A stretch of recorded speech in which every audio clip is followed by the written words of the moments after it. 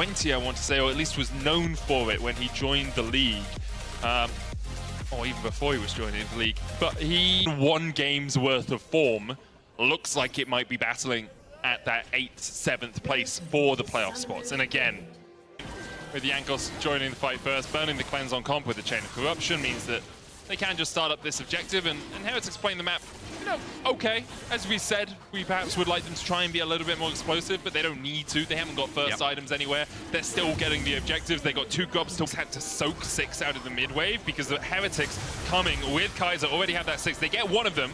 Marcoon has to flash away, does still have the twisting advance as he dashes back forward, but Rogue really can't come over to help him. Marcoon falls first, he goes Timber. Wonder trading in the top lane as Shigenda starts to heal up a little bit. Nature's Grasp was invested by Marcoon. One grub, how long Oppenheimer was and whether I could make a joke about it. It's been an Oppenheimer length of time since we last saw a proper fight in this game, but we had a lot of pauses today. Oppenheimer was longer than 15 minutes. So. That's true.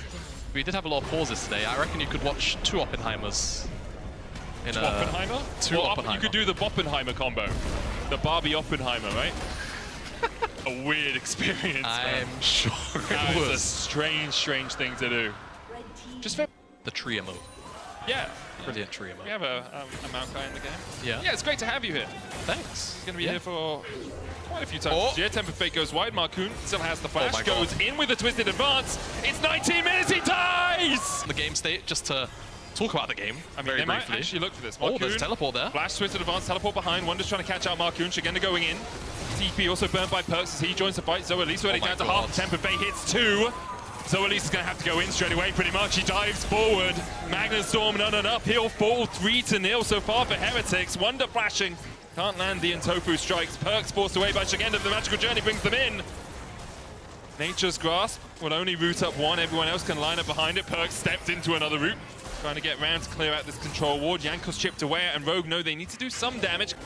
He's just not getting the really OP upgrade from the support item, right? He can get that Bounty of Worlds. Now he's caught out. Wonder and Jankos chasing him down. The Fate's Call will pull him out. Good Tempered Fate, though, locks them up. Nature's Grasp has been used. Zoelise gets the Magnustorm down, but just doesn't have the damage. And now Rogue starting to fall by the wayside. Comp chased away. The slow from the Bard. Cosmic binding into the wall, and Comp will fall. Marcoon, Shigenda, and Larson, the only ones left alive as Team Heretics turn their eyes towards the Baron. Said just recently, Team Heretics would need a couple of members dead for this Baron attempt to happen, and they found their picks.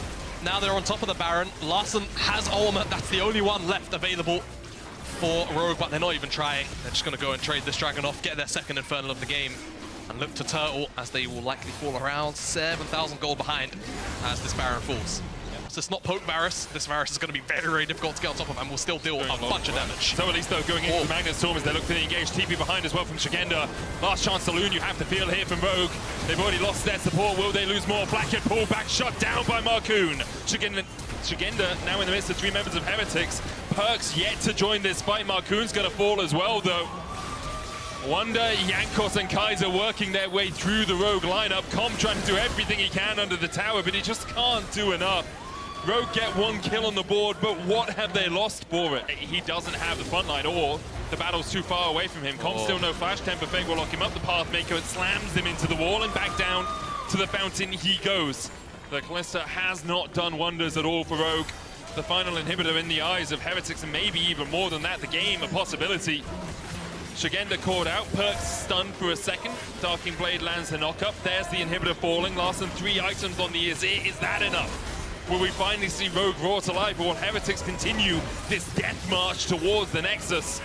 Shigenda down to half HP. They just can't get close enough. It's all on Zoelise. But Zoelise with no flash, and Heretics with every dash to disengage. Even the Crescent Guard, a possibility for Jankos just to try it to Heretics. They played it well. They worked the map well. They found their advantages wherever they can. But often we've seen Rogue having to engage reactively rather than ever proactively looking for those picks. Yeah, I think frankly, Rogue have kind of dished their own medicine this game. Perks onto Shigenda, forces the World Ender out. The Tempered Fate lands on one Nexus Tower. Zoelise trying to get on the backline, but there is no one autoing the Heretics backline. Larson and Shigenda alongside Marcoon trying to hold the Nexus. Wonder will fall. The first Nexus Tower follows suit though.